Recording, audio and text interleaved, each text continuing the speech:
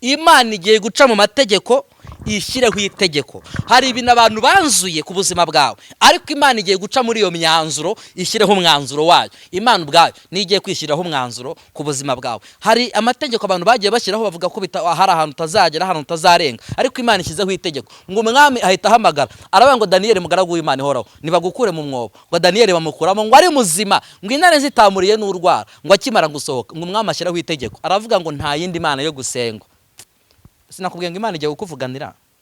Bibiliya iravuga ngo Imana yimura imisozi itabimenye ngo ikayubikana uburakari bwayo. Buri ikiremwa cyose Imana yaremye iyo gihamagaye kirumva. Buriya wari uzi ko n'imisozi yumva Imana? Ngo yabwiye umusozi wari uri imbere ya Zerubabeli irawubaza ngo wa musozi wowe wiyita iki imbere y'umugaragu wanjye. Imana ikeneye umukristo udahindurwa n'ihinduka ry'ibihe. Imana ikeneye umukristo udahindurwa n'ihinduka ry'ibihe. Ibihe nubwo byahinduka ntibikwiriye kuguhindura ngo bikumaremo imbaraga z'umutima. Ikaze mwese abakunda Evangelist Daniel TV7. Nanone ngize ni Imana ibagirire neza, Imana ibahe umugisha. Muri izi mpera z'umwaka wa 2024 turi mu kwezi guhera kwa 12.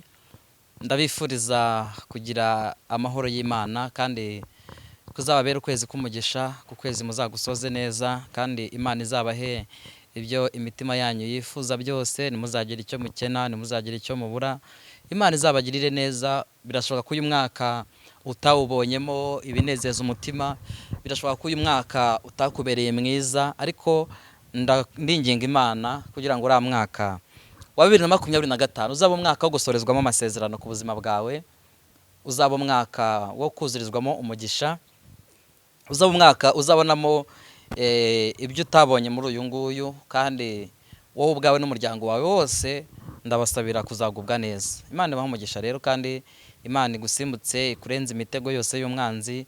Ukwezi kwa 12 kuba ari ukwezi gukomeye, ukwezi gusoza umwaka Satani bari gukora ku buryo budasanzwe. Ni nacyo kiganiro ngira ngo tuzagarukaho umunsi twongeye gukora. Nzababwira imikorere ya Satani muri kuno kwezi kwa 12, abarimo arwanya abera b'Imana, arwanya itorero ry'Imana, arwanya abantu b'Imana. Ariko ibyo ngibyo ntabwo biri buze kuduca intege. Dukomeze gusenga no gukiranuka, dukomeze kubaho Imana dushaka, dukomeze kuba mu mwanya Imana dushakamo. Icyo nzi cyo nayo izakomeza kubara natwe. Uyu munsi rero nk'ibisanzwe mbazaniye ijambo ry'umunsi, ariko reka nihanganisha abatameze neza, bagize ibyago, babuze ababo bagapfusha bakabona inshuti n'abavandimwe. Nimukomere mwihangane abatameze neza kubw'ubuzima bwa buri munsi tubamo bugenda buhindagurika. Reka mbabwire ngo nimukomere kandi mwihangane. Icyo nzi cyo nuko Imana idukunda kandi nawe iragukunda. Ikigaragaza ko Imana igukunda nuko ikikurinze kandi igufiteho umugambi mwiza. Amaboko y'Imana ni magari ku buzima bwawe. Rero bari mu Rwanda, bari hanze y'igihugu, mwese nimugubwe neza, kandi nukuri ndabashimira bamaze gukora subscribe. Tumaze kuza abasabu 200 barengaho nk'umwe cyangwa babiri. Ni byiza nabyo ndabikunda, ariko urumva baracyari bake. Nimwongere mukandeho, ntugatambuke rwose utakanzeho, kandi ubona ari iby'ingenzi. Ngira ngo ntago bigoranye, nta kiguzi bigusaba, no gukandaho gusa ukajya ubona notification, ukajya ubona ibiganiro ngenda shyiraho umunsi. Murakoze cyane. Rero ijambo ry'umunsi rero rirahari n'uyu munsi ndarizanye, kandi nzi ko Imana iraza kubana natwe. Tugiye gutangira dusenga twiragiza Imana kugira ngo Imana ibane natwe. Imana turagushimira ko ugize neza kandi ukaba wongeye kuduha umwanya mwiza wo kuganira ku ijambo ryawe. Ndakwinginze kugira ngo tugirire neza kandi imbaraga z'Imana zibane nanjye. Ndasengera buri muntu wese, abari mu Rwanda n'abari hanze yarwo, bari buze gukurikirana kino kiganiro, kibe ikiganiro cy'umugisha ku buzima bwabo, kandi abari kurira ubahoza amarira, ababaye ubaha ibyishimo, abashonje ubagaburire, abambaye ubusa ubambike, abadafite aho kuba ubatuze, abafite ibibazo bitandukanye barwaye ubakize, kandi abashomeri ubaha akazi. Ndasenze kugira ngo buri muntu wese mu buryo akwifuzamo akubone kandi wigaragaze ku buzima bwe. Ibyo mbisabye Imana mu izina rya Kristo Yesu, amen. Imana ibagirire neza mu izina rya Yesu. Ijambo ry'uyu munsi rero rifite intego ivuga ngo iki? Intego y'uyu munsi iravuga ngo Imana ije kukuvuganira aho utakivuganira. Imana ije kukuvuganira aho utakivuganira. Imana ije kuguhesha icyubahiro, Imana ije kuguhesha ubutware, Imana ije kuguhesha ijambo. Ushobora kuba wibaje ngo se ni gute umuntu Imana imeresha icyubahiro? Imana ihereza umuntu icyubahiro. Bibiliya iravuga ngo umuntu wese wicisha bugufi akubaha Uwiteka, ingororano ye n'ubukire, icyubahiro n'ubugingo. Iyo umuntu rero ahaye Imana icyubahiro nayo irakimuha. Iyo Imana uyihesheje agaciro nayo irakaguha. Iyo Imana uyivuze neza nayo ikuvuga neza. Iri jambo tujye kuganiraho ni ijambo rivuga ngo Imana igiye kukuvuganira, Imana ije kukuvuganira, Imana ije kukuburanira. Oh haleluya, Imana ije kukuburanira. Reka dusome ijambo ry'Imana tugiye kwifashisha muri uyu mwanya. Turarisanga mu gitabo cya Daniyeli, igitabo cy'umuhanuzi Daniyeli, igice dusoma ni icya 6, umurongo dusoma n'uwa 17. Daniyeli 6:17 havuze ngo iki? Aravuze ngo nuko umwami arategeka, bajya kuzana Daniyeli bamushugunya mu rwobo rw'intare, ariko umwami yari yamubwiye ati Imana yawe ukorera iteka iragukiza. Reka dusubiremo.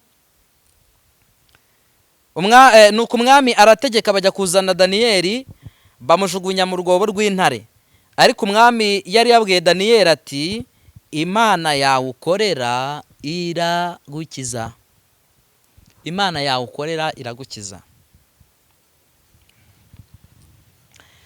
Daniyeli uyu nguyu ntabwo ndaza kuvuga amateka ye menshi, ntabwo ndaza kujya mu bintu byinshi cyane ko muri uyu mwanya numva kino kiganiro nashaka ko gitinda cyane. Abantu bansabye kujya nko nibura 30 kugira ngo babashe kumva ijambo ry'Imana neza. Ntabwo ndibuze kurondogora ngo mvuge ibintu byinshi. Daniyeli uyu na bagenzi be Saduraka, Meshaki na Abedenego bari abanyagano bavanye i Yerusalemu bajyana i Babuloni. Ariko nubwo byari bimeze bityo, Daniyeli na bagenzi be bakomeje guhagarara ku Bukristo. Imana ikeneye umukristo udahindurwa n'ihinduka ry'ibihe.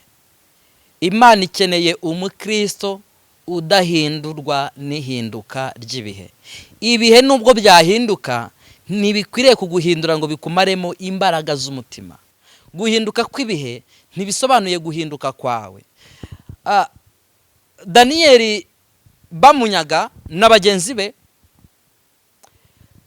ibihe byari bihindutse, n'ubuturo bwari buhindutse, ariko ntabwo Imana yari iri muri we yari ihindutse.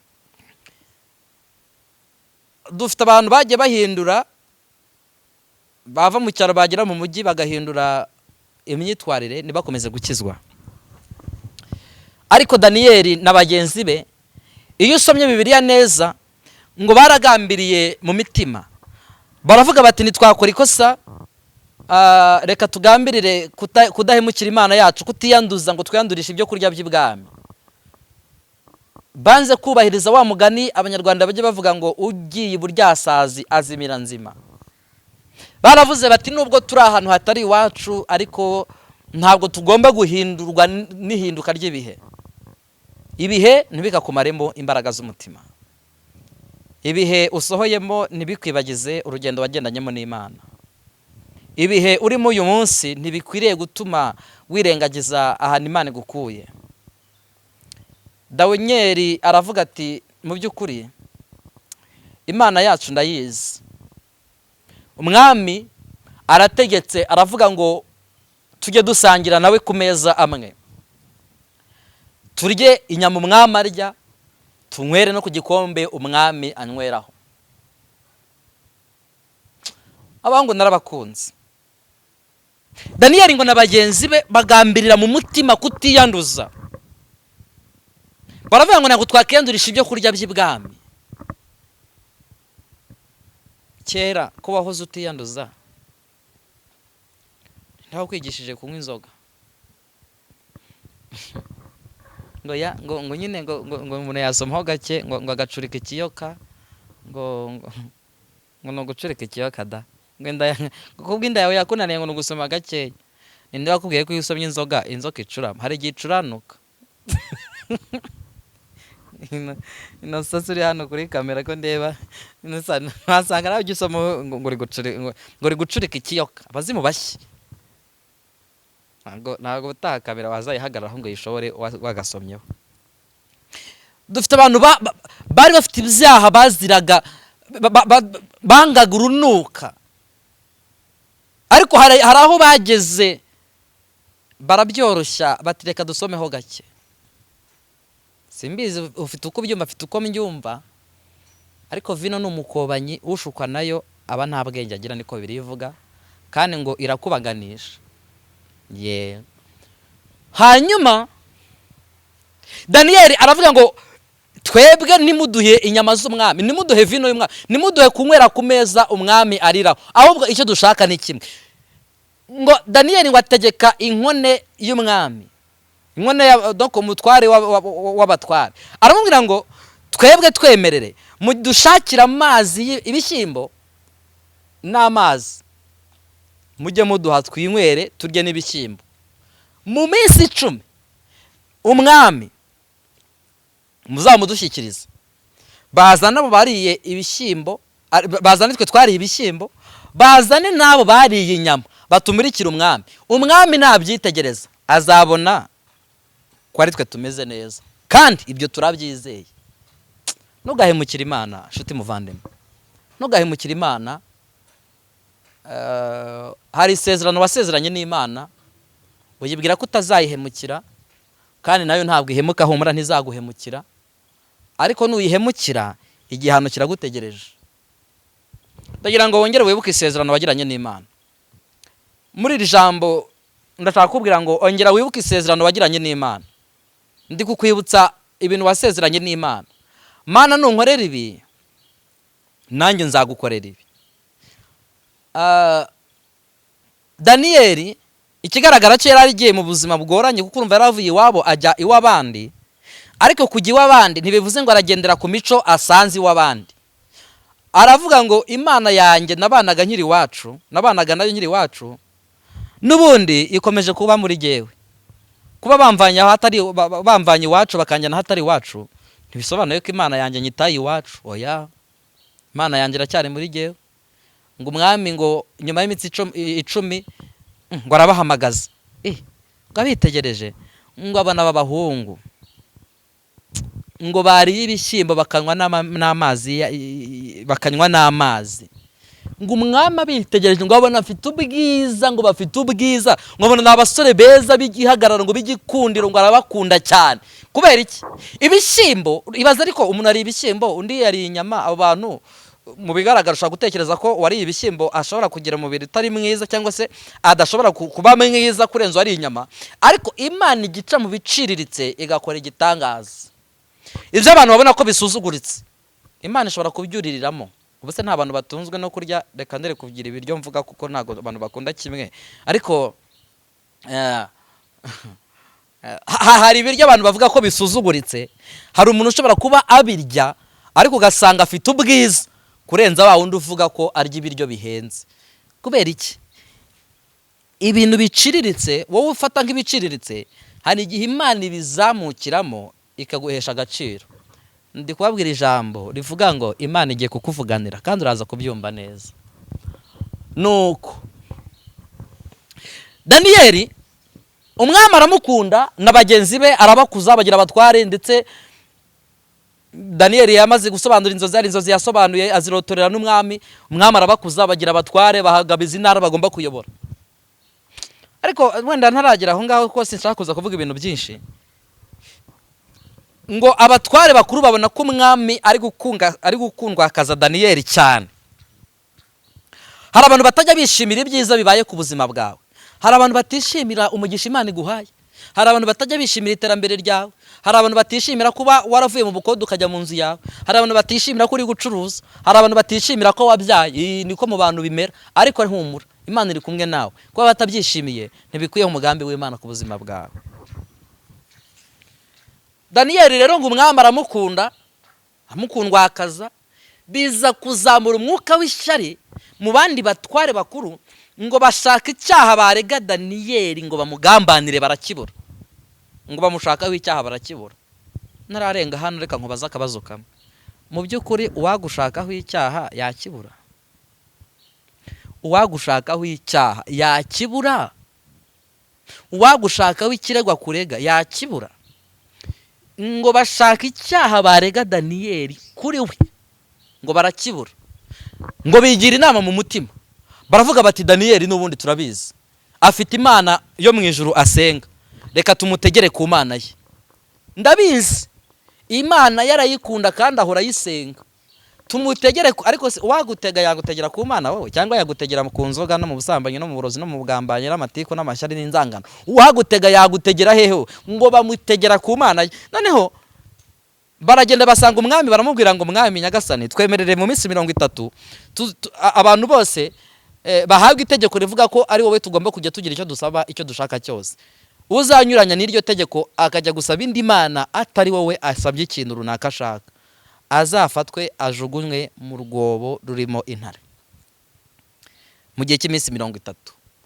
Ngo umwami aravuga ngo iryo tegeko ryubahirizwe, ngo ararisinya. Kandi babwira itegeko ry'Abamedi n'Abaperesi ryabaga ari itegeko rikomeye, kuko iryo tegeko nta muntu n'umwe wagombaga kurivuguruza. Itegeko ry'Abamedi n'Abaperesi ni itegeko ritavuguruzwa. Noneho ngo umwami ararisinya. Noneho umwami mu by'ukuri yakundaga Daniyeli pe, ariko mu gusinga itegeko ntabwo yari azi ko iryo tegeko rizagonga Daniyeli, kuko umwami amaze kumenya ko itegeko ryagonze Daniyeli ari we wafashwe, ngo yarababaye cyane. Hanyuma Daniyeli ngo amaze kumenya ko iryo tegeko ryashyizweho ko uzafatwa asenga indi mana atari umwami, ngo azahanwa akajugunywa mu rwobo rw'intare zikamutanyaguza. Daniyeli ngo amaze kubimenya, ngo yongeza umurego, ahubwo ngo arushaho kubaha Imana no kuyikunda, ngo afata amadirishya areba Yerusalemu, ngo akajya asenga yayakinguye. Noneho ngo agasenga inshuro 3 ku munsi, ngo ari gusaba Imana yo mu ijuru. Erega ntihakagire ikintu na kimwe kikubuza kubahiriza isezerano wagiranye n'Imana. Ntugatatire igihango wagiranye n'Imana. Na kera wenda ntaravuka nzi ko ibyo bintu ngo byabagaho mu gihugu cyacu, cyari ikizira gutatira igihango wagiranye n'umuntu. Wabaga ubaye ikigwari iyo utatiye igihango ukica isezerano wagiranye n'Imana, ubaye ikigwari. Doko ubaye ikigwari. Rero ntabwo kuba ikigwari ari byiza. Burya aho bagabo basezeraniye niho bahurira. Rero niba harano wasezeranye ko uzahurira n'Imana, nyaboneka reka yere kukubura rwose. Hanyuma ngo abagabo bagambaniye Daniyeli, ngo baza kwinyuza aho ngaho kuri iyo nzu Daniyeli yabaga arimo ari gusenga. Barahinyuza, ariko bahinyuzaga nyine bagira ngo barebe ko Daniyeli bamufata. Bahinyuzaga bavuga bati reko uko byagenda kose Daniyeli turaza kumufata, kandi turamufatira ku mana ye. Turabizi neza Imana ye arayikunda kandi ahora ayisenga. Nituza kuhanyura turamufata amaherezo. Ngo bahanyuze, ngo bumva Daniyeli ari gusenga, ngo kandi ngo amadirishya yose areba Yerusalemu yayakinguye ararangaye. Baravuga bataha turamufashe. Ariko se bamufashe yiba, bamufasha aroga, bamufasha asambana, bamufasha agambana, bamufasha agira ate ko bamufasha avuga Imana? So wagufata yagufatira hewo ku gacupa, kuri siriduwiri, kuri yewe muntu, yewe kuri kera. Ariko nta nubwo ari kera cyane. Hari umugabo yageze asinda, noneho inzoga imutwara ubwenge ajya mu ishyamba. Ubwo nyine bagira ngo nanabasetseho gato. Noneho inzoga yamwishe akayoga kitwa yewe muntu, ntabwo ngewe nkazi. Ngo yangije, ngo aragenda kugira ngo agiwe, ngo ajya ahantu mu ikawa, ngo hari hashashemo ubwatsi bwitwa ishinge n'umukenke, ngo yakanagira kumva ameze nk'uwageze mu cyumba iwe ku buriri. Noneho agatangira yewe muntu, noneho ngo akajya ahobera igiti ati Marigareta wanjye nashatse, ko numva utashashe neza, ko numva hanyerera. Kandi ubwo yibereye mu biti, yibereye mu makawa, arara mu ikawa burinda buke. Ubwenge abugare mu gitondo abona ari yaraye mu ikawa. Noneho nijoro ngo ajya ahamagara ati Marigari, ko numva hari imbeho hano. Kumbi azi ngo yibereye mu buriri we. Ariko reka mbabwire, ntabwo gutatira igihango wagiranye n'Imana ari byiza. Doko nyine umuntu uyu munsi umuntu agushaka yagusanga he? Ngo hari umuntu ushobora guhamagara ngo ngiye kumutungura. Inosa buri umuntu agutunguye we yagusanga he?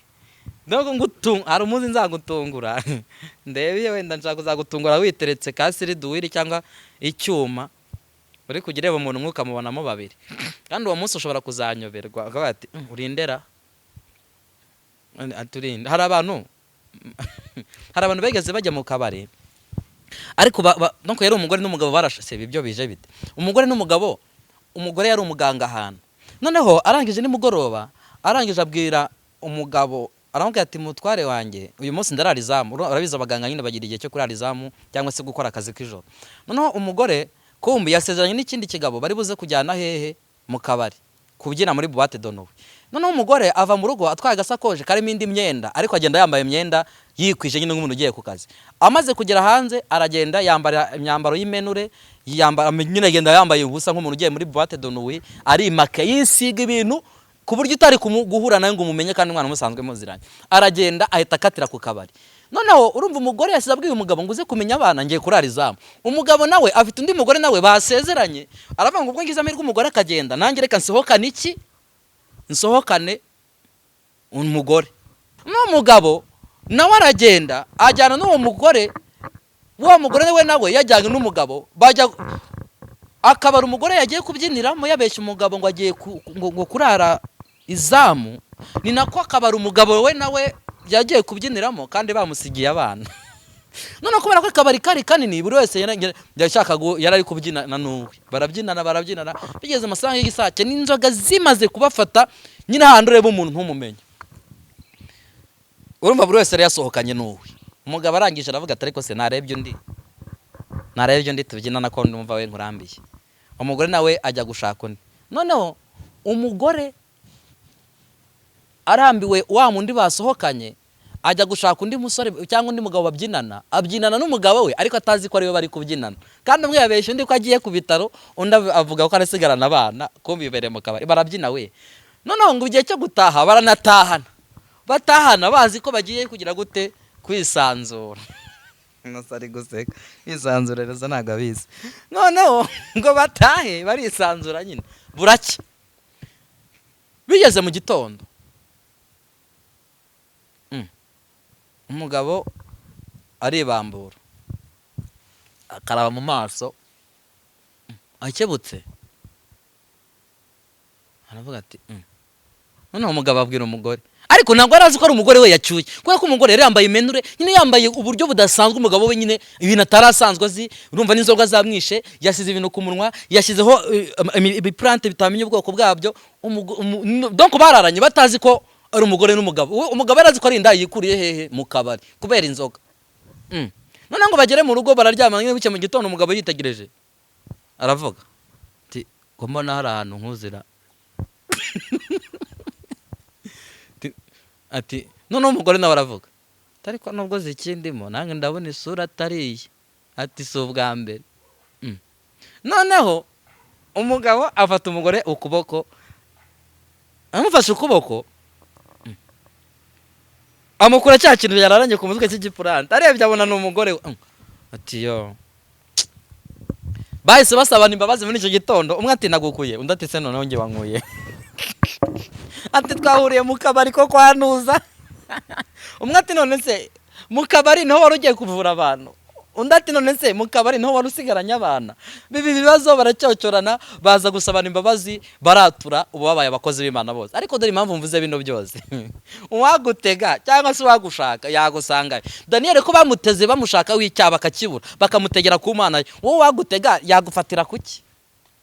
Nyine nakari gaciye. Mureka twihute dusenge, turenda kugera ku musozo w'iki kiganiro. Hanyuma baragenda babwira umwami bati turamufashe Daniel ari gusenga Imana, kandi twavuze ko nta wundi wo gusabwa ikintu icyo ari cyo cyose uretse wowe mwami Nyagasani.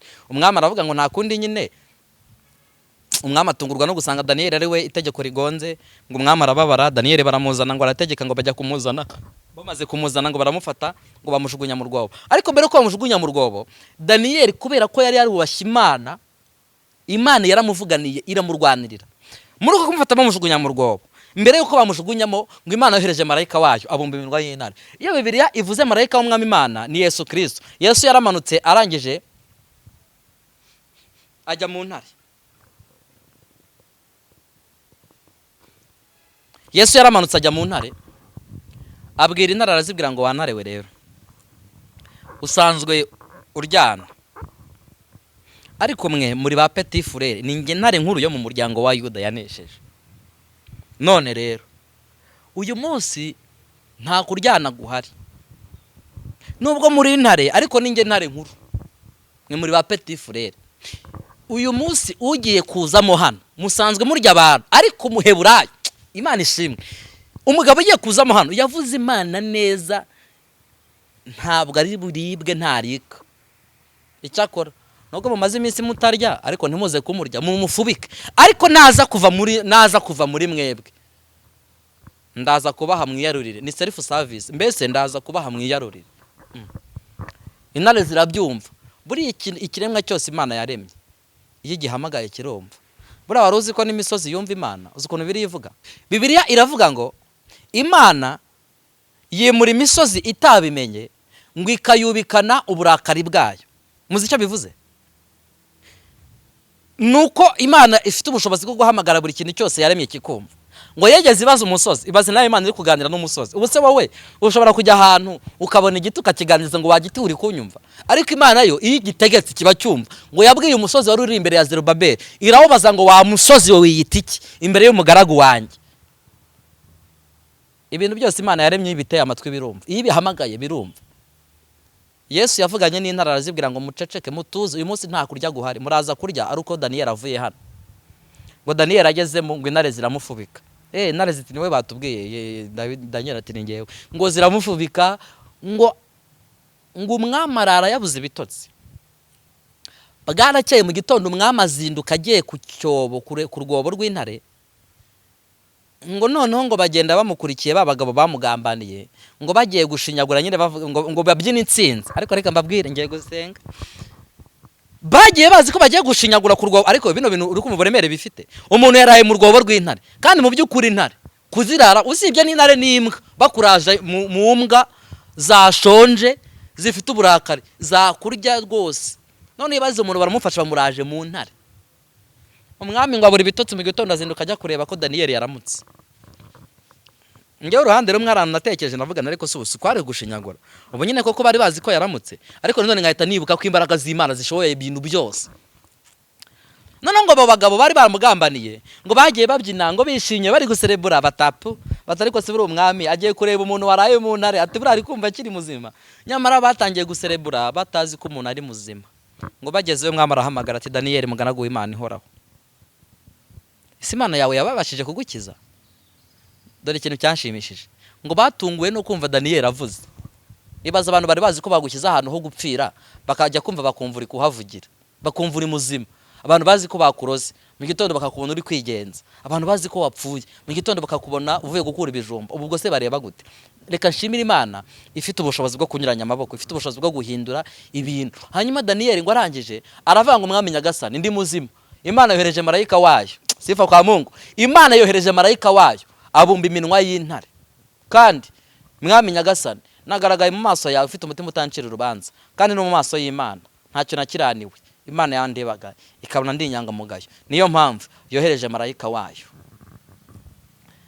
Umwami ngo ahita ashyiraho itegeko. Reka nkubwire ijambo rikomeye, ubuhanuzi bukomeye. Imana igushyirireho itegeko. Imana igiye guca mu mategeko, ishyireho itegeko ku buzima bwawe. Reka nsubiremo iri jambo. Imana igiye guca mu mategeko, ishyireho itegeko. Hari ibintu abantu banzuye ku buzima bwawe, ariko Imana igiye guca muri iyo myanzuro, ishyireho umwanzuro wayo. Imana ubwayo ni igiye kwishyiraho umwanzuro ku buzima bwawe. Hari amategeko abantu bagiye bashyiraho, bavuga ko hari ahantu utazagera, ahantu utazarenga, ariko Imana ishyizeho itegeko. Ngo umwami ahita ahamagara, aravuga ngo Daniyeli mugaragu w'Imana ihoraho, nibagukure mu mwobo. Ngo Daniyeli bamukuramo, ngo ari muzima, ngo intare zitamuriye n'urwara. Ngo akimara gusohoka, ngo umwami ashyiraho itegeko, aravuga ngo nta yindi Mana yo gusengwa. Sinakubwiye ngo Imana igiye kukuvuganira. Imana igiye kukuvuganira. Imana igiye kukuvuganira. Kandi uburyo ki Imana izakuvuganiramo, Imana igiye kukwamamaza. Imana igiye kukuzamura. Imana igiye kukwamamaza. Abari kure n'abari hafi bazabona ko Imana ariyo yakwamamaje. Bazabona ko ari Imana yakuvuganiye. Ngo Daniyeli ngo bamukura mu rwobo ari muzima, ntacyo yabaye.